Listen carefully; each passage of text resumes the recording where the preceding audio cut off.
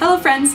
Today I'm going to teach you how I set up my iPad Pro with Procreate with all of my guidelines, grids, sketches, and everything I get to set up my piece before I ever lay down any sort of color. A lot of you have been asking for this video, so I hope that you'll enjoy and that you'll learn some new stuff. Okay, the first step for me is always to sketch things out in my sketchbook. For today, I just did a few little thumbnail sketches to get an idea of what I wanted, and this is the sketch I'm going to go with. Now that I know what sketch I'm using, I'm going to take my phone and just come in here and get a nice tight picture of that on my phone, which I will then send to my iPad via AirDrop. Okay, so I found the picture on my phone. I'm going to hit share and my iPad should pop up. I'm going to click iPad and then it will pop up on my iPad. So this is a nice little trick on your iPad. If you take your photos, you can pull that up to the side and then find your sketch and just drag it onto your screen. So you don't even have to insert it, which is really awesome. All right, so that's my first layer, is this image that I've sketched on my sketchbook, pulled into the iPad, and placed into my document. Now I'm going to take down the opacity on this so that it's just a nice light, which you can't even really see. I'll make it a little bit darker so you guys can hopefully see it. There we go, that's better. The next layer that I have here is going to be a grid. I really love these grids from Barnard. I think that's how you say his last name. I'll link it on the video, but he has these free brushes on his website. I usually use the square grid one, and you just have to, let's make sure that's in black. I usually start in one corner, and it has to be one continuous brush stroke. So if you accidentally lift up your pencil, it will look funny and you'll have to backspace and start over. But if you have one continuous stroke, you can fill your whole screen with a grid, which is really awesome. You can see that grid in there. Okay, so I also take down the opacity on the grid so that it's just nice and light and I can just barely see it on top of my sketch. Okay, for these curved bits, I'm gonna want not a straight line to get these on the right curvature. I'm gonna want a curved line. In my favorite illustration Procreate brush pack, which you can find on my website, I have a guideline brush that gives us this nice curve. So I'm gonna go to a new layer and go and grab that half circle guide brush and just tap it once. And as you can see, it kind of puts it in a random place. That makes it a little bit funny, but I can use my selection tool and pull it up to be where I need it to be. So I don't just want the curve to be even here, I want the curve to be even on the top as well. And so I will come over to my layer here. You can name your layers if you want. I'm so lazy and I usually don't and just guess. I'm gonna duplicate that layer. So now I have two of these on top of each other, and I'll turn back onto magnetic down here in my selection tool and pull it straight up so that it's even, and it will snap it to be even. And then I'm just going to merge those, so if I turn those off and on, you can see that's only those curved lines that are in that group. So I want that same curvature to be the curvature for these letters down here. So I'm going to duplicate that layer again. And then down here at the bottom, right here, there's a flip. You can flip it left to right or up and down. And I want to flip it up and down. So hit my selection tool, make sure I'm on magnetic, and pull that down. So I'm going to merge those. So now whenever I toggle that on and off, you can see those lines coming and going. Okay, and then I also take down the opacity for those as well. So the good times, I'm thinking I want the top to curve along the curvature of the text right there. So that line will work as the guide right there, but I need a baseline. So I'm gonna add a new layer. I like to have all of my different guidelines on a different layer, just in case I need to change one of them later on because it's not working once I actually get to the drawing. I don't want to be limited by having to erase and draw it in and then redraw grids and things like that. So I'd much rather have everything on its separate layer. Okay, so then I'm going to go to my small round pencil. This is in a new set that will be coming soon to my website. That's all of my favorite pencil brushes that I use. This small round pencil brush is the one I use the most for sketching. So I need to choose a line that I want this to go on, and I'm thinking the bottom of this D. So what I can do is I have these nice grid lines here that I can just follow right along one of these grid lines and know that I'm going to have it be even all the way across. And as you can see, I'm not trying to be very careful with that line. It's kind of wonky, but if you hold at the end, that snaps this into a straight line, which is really awesome. I use this all the time. But then let's say I want to make sure that it's exactly horizontal with my grid. I can do that by tapping a finger down. You see how that snaps down into place? Now I know that this is a perfectly straight line along that grid line. And then I let go and I have a perfectly straight line. It's awesome. Okay, so I have those two grid lines in place for my good times. Now I need to set some for this Andy J pizza here at the bottom. So I'm going to choose my bottom line, draw it across, let it snap again. So count up 1, 2, 3, draw a line, let it snap again. Okay, I think that this grid is all set up. So I'm also going to take the opacity down on those as well. Now I'm going to slide to the side all of those layers and put them in a group and collapse them. So now these are all in one little group, and I can rename that grids. And then I'll add one more on top, and this will be my sketch layer. All right, so I have my sketch layer and the grids layer.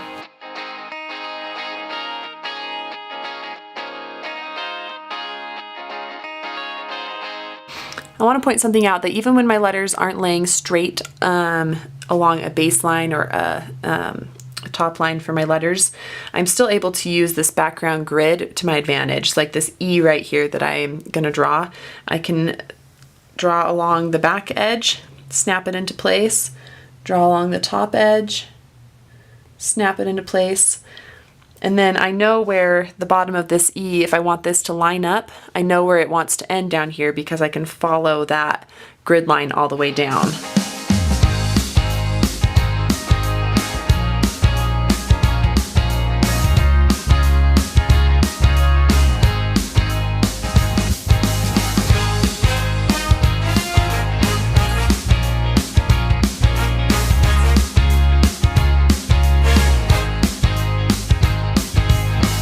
Alright, so this section, it's called Anne. What I will often do is just kind of sketch out the words down below, and I can erase them later. So I'll sketch those out and I'll count how many characters and include a space as a character and see how many that I need to center within that curved space. So working from the outsides, I'm going to find my middle letter in this group. So I think that will be, let's see, 1, 2, 3, 4, 5, 6, 7. Yep, it's going to be this L.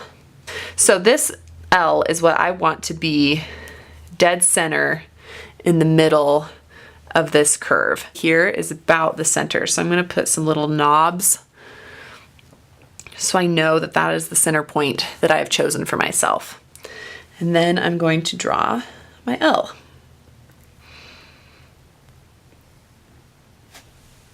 I think I'm just going to keep everything in this illustration sans serif, so that's going to make the sketching pretty easy. Now from there, I usually put these last letters on either side so that I have my middle point and I have my side points to anchor this curved text. And now I'll do the same thing that I did with this whole word, but do it for these letters on the inside. So as you can see right here, there's a lot of space in between that D and that A, but I'm going to leave it for now until I get this side figured out, and then I can pull everything in an even amount or pull everything out an even amount. Now I have all of my letters laid in here. I can erase or select, pull 3 fingers down, which brings up this little menu, and just cut those. All right, so I have this all laid out, and then there's these kind of big spaces in between. So there's a couple things you can do. You can add that as part of your layout, maybe add some little circles in there, or some stars, since we're talking about adventure. For some reason, stars sounds like a cute idea. Or you can take your thing and go around each of these and pull them in. Now we need to do the same thing down here because it's not all.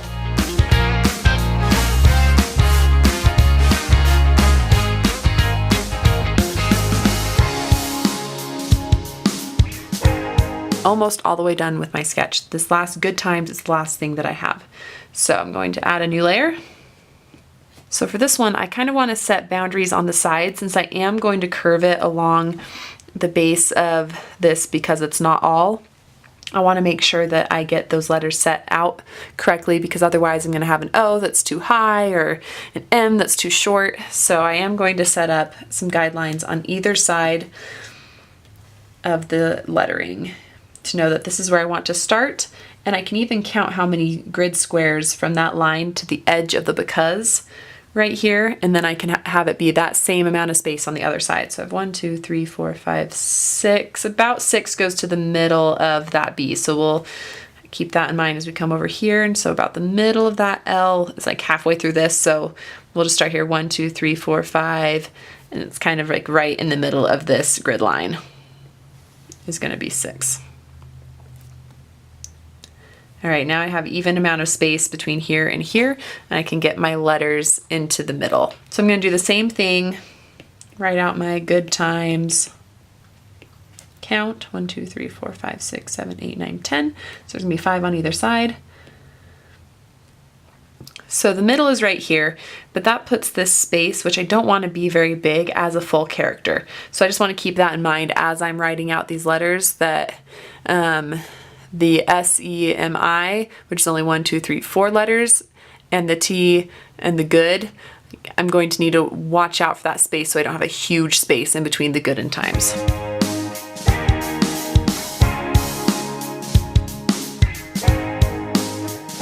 Just had a blonde moment and realized I put the T that's supposed to be in the middle on the end instead of an S. For all those who caught that, good job.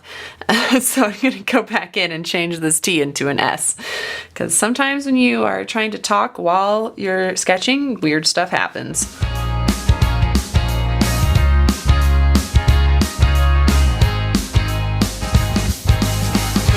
Okay, that's looking awesome. All right, our last bit, and then I promise I'll wrap up, is the Andy J pizza down here. I just want to show this part because it's in between 2 straight lines, which we haven't done anywhere else in this piece. So I'm going to add a new layer up here and just write out the Andy J pizza willy-nilly.